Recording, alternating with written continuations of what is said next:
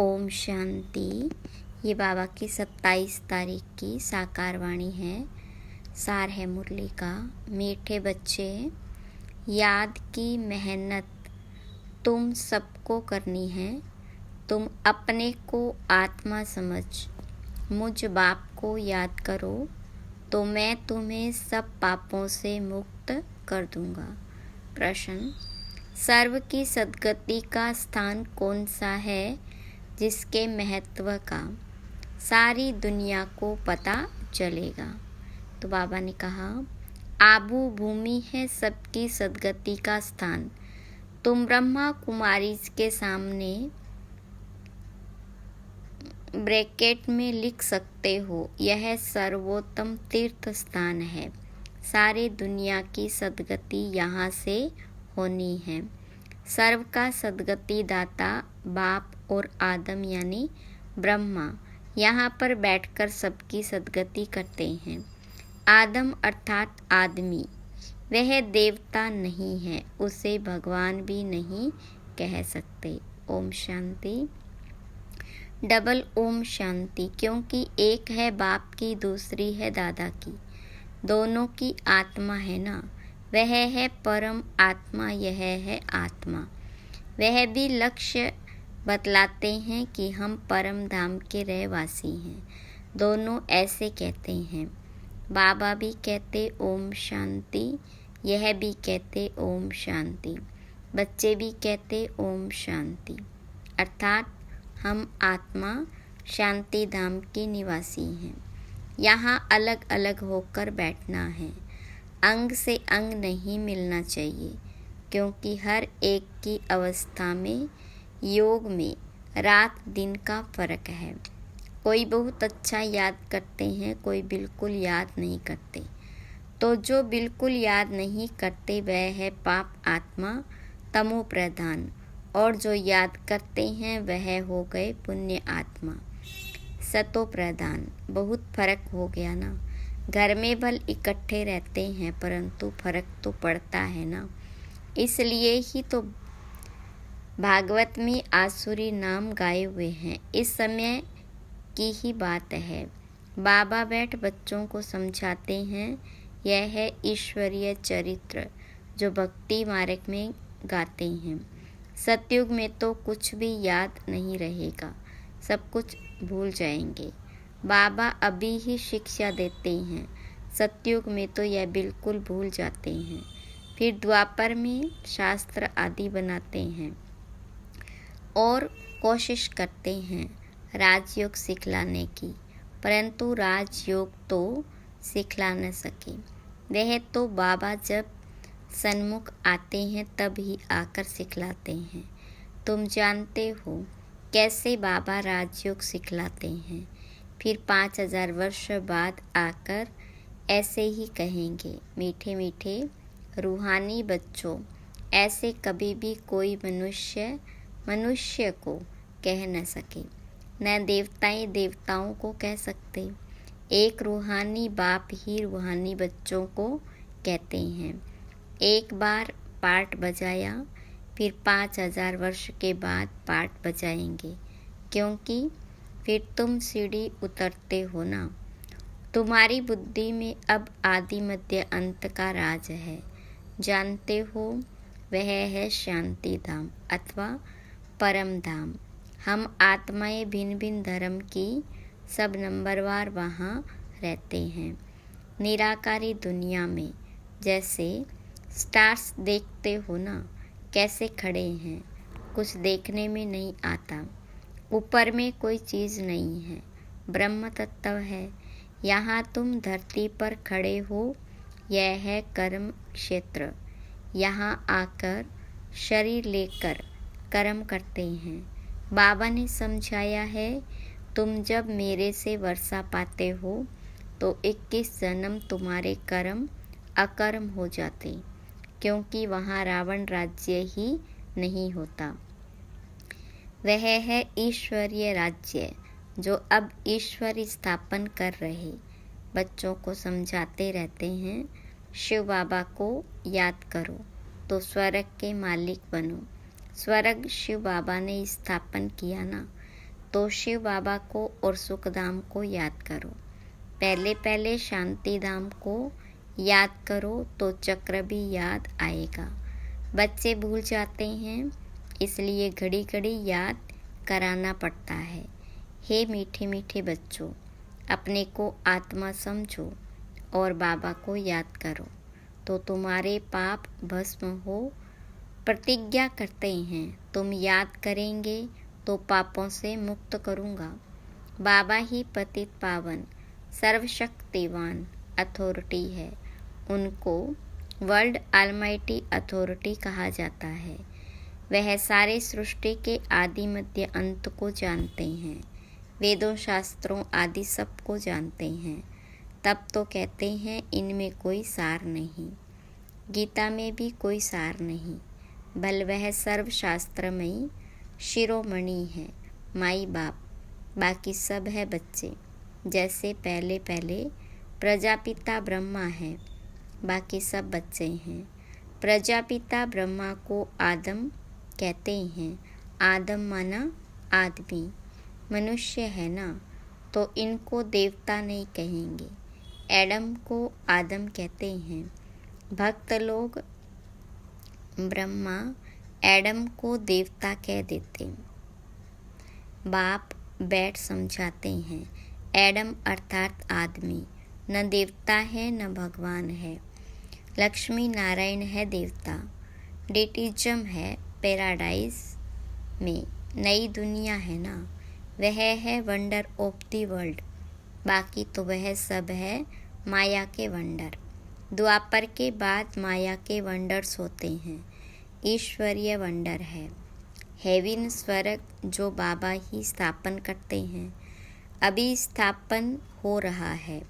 यह जो देलवाड़ा मंदिर है, इसकी वैल्यूज़ का किसको भी पता नहीं। मनुष्य यात्रा करने जाते हैं तो सबसे अच्छा तीर्थ स्थान यह है। तुम लिखते हो ना, ब्रह्मा कुमारी ईश्वरीय विश्वविद्यालय आबू पर्वत, तो ब्रैकेट में यह भी लिखना चाहिए सर्वोत्तम तीर्थ स्थान, क्योंकि तुम जानते हो सर्व की सद्गति यहाँ से होती है। यह कोई जानते नहीं। जैसे सर्वशास्त्र में शिरोमणि गीता है, वैसे सर्व तीर्थों में श्रेष्ठ तीर्थ आबू है। तो मनुष्य पढ़ेंगे, अटेंशन जाएगा। सारे वर्ल्ड के तीर्थों में यह है सबसे बड़ा तीर्थ, जहाँ बाबा बैठ सबकी सद्गति करते हैं। तीर्थ तो बहुत हो गए। गांधी की समाधि को भी तीर्थ समझते हैं। सब जाकर वहाँ फूल आदि चढ़ाते हैं। उनको कुछ पता नहीं। तुम बच्चे जानते हो ना, तो तुमको यहाँ बैठ दिल अंदर बड़ी खुशी होनी चाहिए। हम हेवन की स्थापना कर रहे। अब बाबा कहते हैं अपने को आत्मा समझ मुझे याद करो। पढ़ाई भी बहुत सहज है, कुछ भी खर्चा नहीं लगता है। तुम्हारी मम्मा को 1 पाई खर्चा लगा, बिगर कोड़ी खर्चा पढ़कर कितनी होशियार नंबर 1 बन गई, राजयोगिनी बन गई ना। मम्मा जैसी कोई भी नहीं निकली। देखो, आत्माओं को ही बाबा बैठ पढ़ाते हैं। आत्माओं को ही राज्य मिलता है। आत्मा ने ही राज्य गवाया है। इतनी छोटी सी आत्मा कितना काम करती है। बुरे ते बुरा काम है विकार में जाना। आत्मा 84 जन्मों का पार्ट बजाती है। छोटी सी आत्मा में कितनी ताकत है। सारे विश्व पर राज्य करती है। इन देवताओं की आत्मा में कितनी ताकत है। हर एक धर्म में अपनी अपनी ताकत होती है ना। क्रिश्चियन धर्म में कितनी ताकत है। आत्मा में ताकत है जो शरीर द्वारा कर्म करती है। आत्मा ही यहाँ आकर इस कर्म क्षेत्र पर कर्म करती है। वहाँ बुरा कर्तव्य होता नहीं। आत्मा भिकारी मार्ग में जाती ही तब है जब रावण राज्य होता है। मनुष्य तो कह देते विकार सदैव है ही। तुम समझा सकते हो वहाँ रावण राज्य ही नहीं तो विकार हो कैसे सकते। वहाँ है ही योग बल। भारत का राजयोग मशहूर है। बहुत सीखना चाहते हैं परंतु जब तुम सिखलाओ और तो कोई सिखला न सके। जैसे महर्षि था, कितना मेहनत करता था योग सिखलाने के लिए, परंतु दुनिया थोड़े ही जानती कि हम हठ योग राजयोग कैसे सिखलाएंगे। चिमनियानंद के पास कितने जाते हैं। एक बार वह कह दे कि सचमुच भारत का प्राचीन राजयोग सिवाय बीके के कोई समझा नहीं सकते हैं तो बस, परंतु ऐसा कायदा नहीं है जो अभी यह आवाज़ हो। सब थोड़े ही समझेंगे।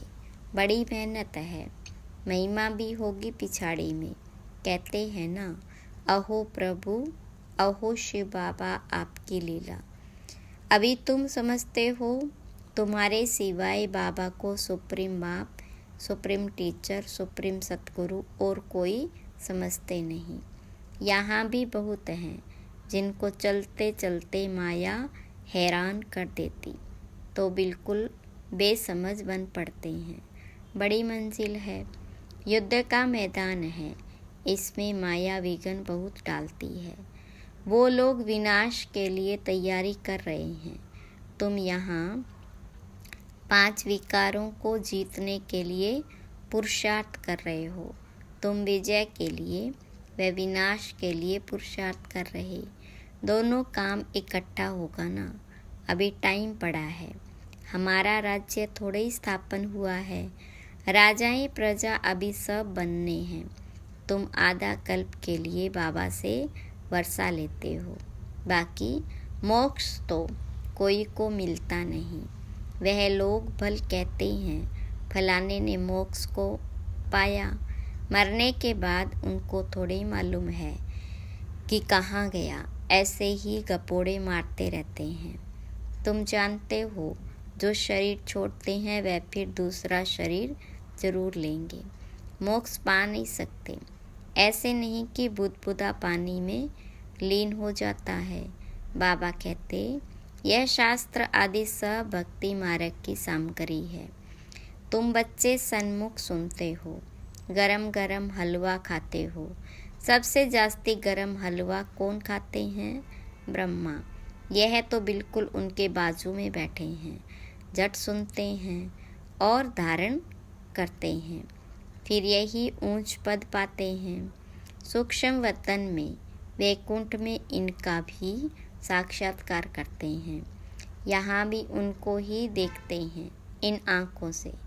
बाबा पढ़ाते तो सबको हैं, बाकी है याद की मेहनत। याद में रहना जैसे तुमको डिफ़िकल्ट लगता है वैसे इनको भी। इसमें कोई कृपा की बात नहीं। बाबा कहते हमने लोन लिया है, उनका हिसाब किताब दे देंगे। बाकी याद का पुरुषार्थ तो इनको भी करना है। समझता भी हूँ, बाजू में बैठा है। बाबा को हम याद करते फिर भी भूल जाता हूँ। सबसे जास्ती मेहनत इनको करनी पड़ती है। युद्ध के मैदान में जो महारथी पहलवान होते हैं, जैसे हनुमान का मिसाल है, तो उनकी ही माया ने परीक्षा ली क्योंकि वह महावीर था।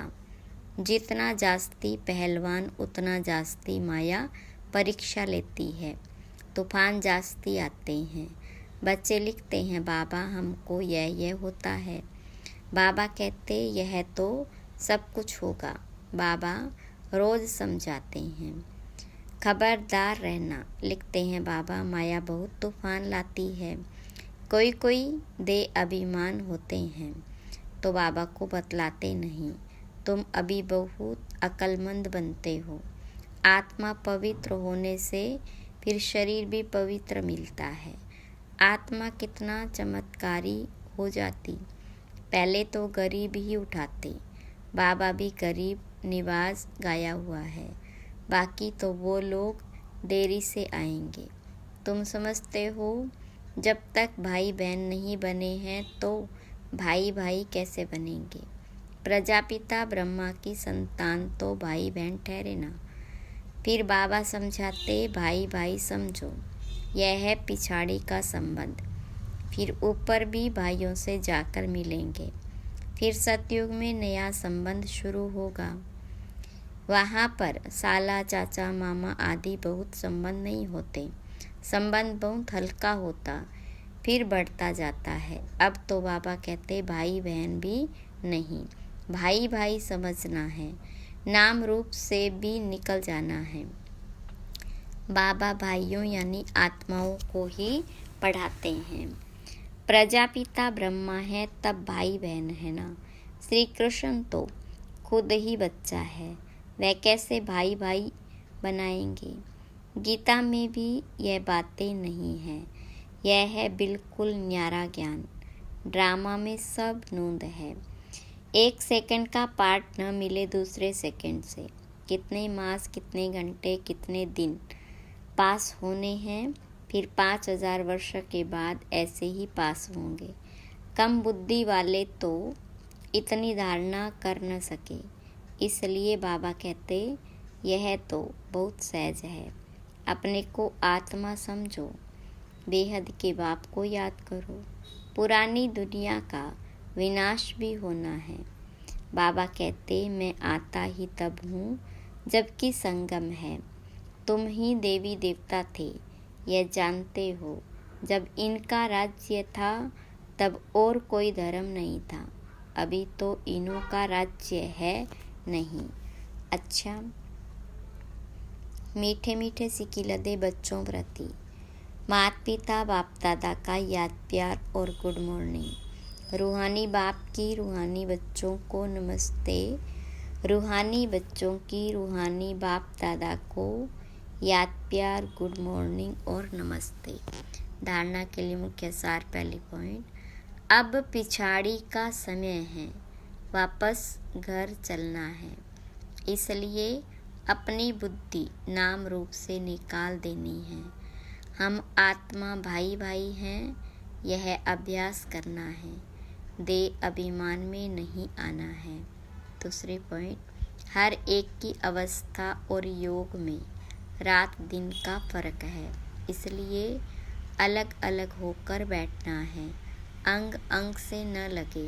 पुण्य आत्मा बनने के लिए याद की मेहनत करनी है।